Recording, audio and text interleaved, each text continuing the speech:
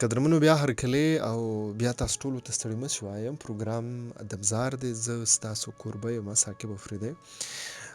وخت مو نور نه نیسمه، د افسانې په لوري ګام پورته کومه او د دغه افسانې نوم دی احساس. ډېره ښکلې افسانه ده، د یاسمین وزیري دغه افسانه ده. نوم یې دی احساس. در سره شریکوم یې، ستاسو پام او ستاسو توجه ورته غواړم. د ګرمۍ موسم و، څو ورځې 20 سلنې ازموینې ته پاتې وې. رڼا ډېره کمه راتله او درسونو ته یې هم ډېر پام نه و. څو ورځې پرله پسې رانغله، زما ډېره خوا بده وه، ډېره پرې خفه کېدم. فکر مې کوو چې کومه ستونزه لري که نه، هغې خو هېڅ غیر حاضري نه کوله.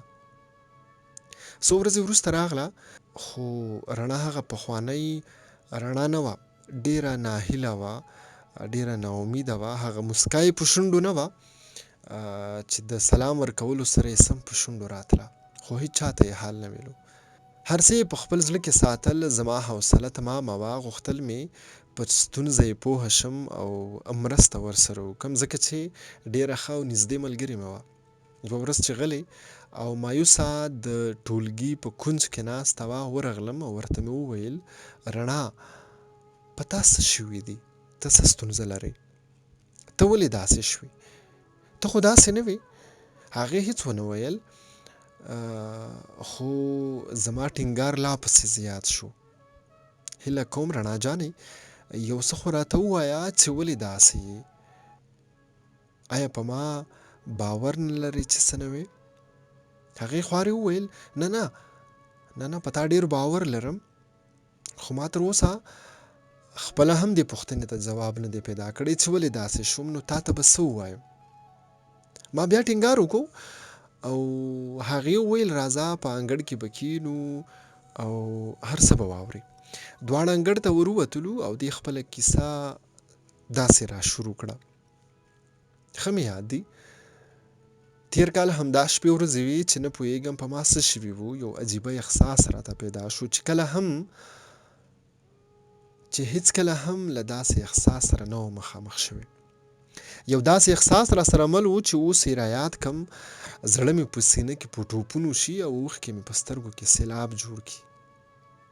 له همدې ویرې نه غواړم چې هغه وختونو ته فکر وکړم، که څه هم په را یادولو یې هر وخت دردېږم او اوښکې تویوم، خو هېڅ ګټه نه لري. خو یو کال پوره شو، خو ما هغه نامعلوم احساس ته نوم پیدا نه کړو. کله کله د ژړا سره لکه د لیوانیانو په څېر په خندا شم، په خپل ځان پورې خاندم چې ولې داسې احساس را پیدا شوی و، ولې داسې وشول، خو دې ته ولې زه ځواب نه لرم. هغه ورځې ما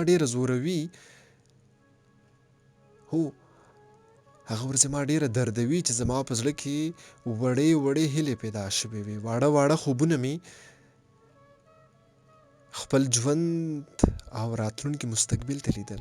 فکر مې کوو چې دا نړۍ تر ټولو ښه او خوشحاله انسان یم، خو بیا هم نه پوهېدم چې هغه احساس څه و، هغه ته څه نوم ورکړم. هغه یو داسې سپېڅلی او پاک احساس و چې د څو میاشتې په پیدا کېدو سره یې زما ژوند ته بدلون ورکو. زما زړه، زما عادت، زما عقیده یې بدله کړه. د احساس زه ډېره خوشحاله ولم. فکر مې کوو چې هر څه مې لاسته راوړي دي. د خپلې هیلې او ارزوګانو پوره کولو ته مې شېبې شمېرلې.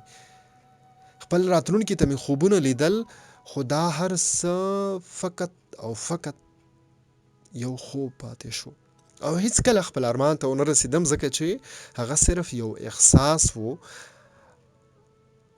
هغه داسې یو تېرېدونکی احساس و چې ماته یې د ژوند کولو چل را زده کړو. په خپل ځان باور هر څه یې راوښودل، خو د سترګو له رپ سره هغه احساس تېر شو. تاسو به اوس ووایئ چې دا لیونۍ شوې ده، دا څه ګډې وډې وایي، خو دا یو حقیقت دی چې په لومړي ځل د یو چا له امله داسې نامعلوم احساس سره راګیره شو. لکه څنګه چې مې وویل، دې احساس ته نوم نشم ورکولی، خو درد یې لا تر اوسه احساسوم. یادونه یې لا اوس هم په زړه کې مې تازه دي، خو کله ناکله چې غواړم نوم ورکړم له ځان سره فکر کوم چې څه نوم ورکړم. آیا دې احساس ته د دوستۍ نوم ورکړم؟ بیا وایم نه دا نوم یې ښه نه دی، بیا وایم چې مینه نوم ورکړم، بیا مې هم نه خوښېږي. بیا هم وایم انسانیت نوم به څنګه وي، خو بیا مې هم خوښ نه شي. ناڅاپه زړه مې په سینه کې په ټوپونو او فریاد شي او ووایي نه نه نه نه نه، ته دروغ وایې، ته له حقیقت څخه سترګې پټې او یا هم نه غواړې څه ووینې او اعتراف وکړې. خو زه پوهېږم او په ډاډ سره ویلی شم چې زه دې احساس ته نوم ورکولی شم. زړه ته مې په غوسه شم او مې ویل دا ته څه وې، کرار شه. زه چې په دې بېنومه احساس نه پوهېږم نو ته به څه پوه شې؟ بس نو زه پوهېږم، خو فکر کوم چې تر ما ښه پوهېږې، خو نه غواړې رښتیا ووایې او رښتیا محسوس کړې. خو دا ګټه نه لري، ته باید دې پوښتنې ته پخپله ځواب پیدا کړې. او زه بیا په سوچونو کې ډوبه شوم، خو هر څه مې چې کول کوم مناسب نوم مې ذهن ته نه راتلو چې دا احساس پې ونوموم، دې احساس ته نوم ورکړم. نوره له فکر کولو څخه ستړی شوم. په پای کې مې بیا زړه ته وویل اوس ته راته ووایه چې دې احساس ته څه نوم ورکړم. هغه غلی و، ویې نه غوښتل چې څه ووایي. بیا مې هم وپوښتل ووایه که نه، تا خو ویل چې زه پوهېږم. هغه ظالم بیا هم په خوله د خاموشۍ پټې لګولې وه. حیرانه پاتې شوم چې څه وکړم. نور مې زغم ختم شو او پرې چغه مې کړه چې ولې داسې ګونګ او غلی یې، ولې څه نه وې؟ ته دا زما نه ارامي او زورونه نه وینې، ولې داسې کې، ولې څه نه وې؟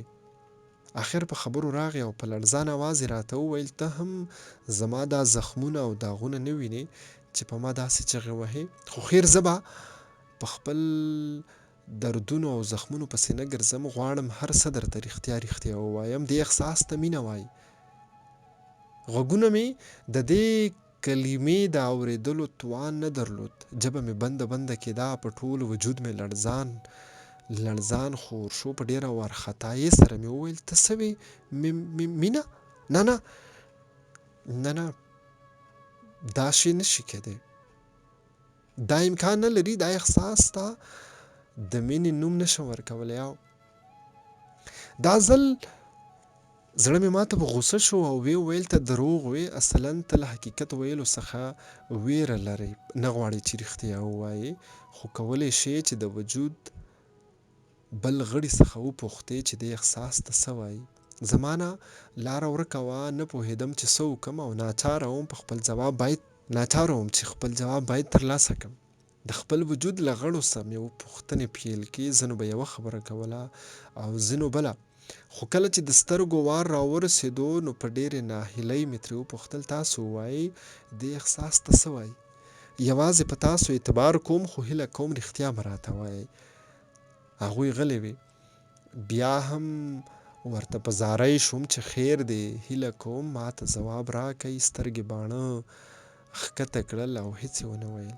نور مې د صبر کاسه راډکه شوه او په بې صبرۍ مې پرې چغې کړې ولې څه وایي؟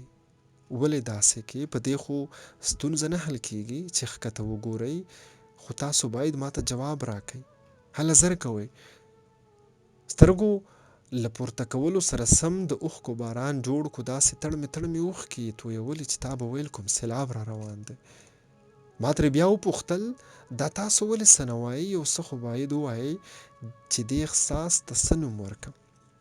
سترګو مې په جړغوني اواز وویل موږ خو ځواب درکو خو تاسو هېڅ ونه ویل. ته دا زموږ اوښکې نه وینې چې تا ته څه وایي؟ آیا ته دومره ماشومه یې؟ آیا ته دومره نه پوهېږې چې دا اوښکې ولې تویېږي؟ په سوچونو کې ډوبه شوم چې ښکته مې وکتل، له اوښکو څخه لیکلې شوې جمله مې ولیده دې احساس ته مینه وایي. ناڅاپه مې پام شو چې زړه مې څه ویل او اوس مې سترګې هم دا خبره کوي. زما هم ډېر سخت زړه ډک و.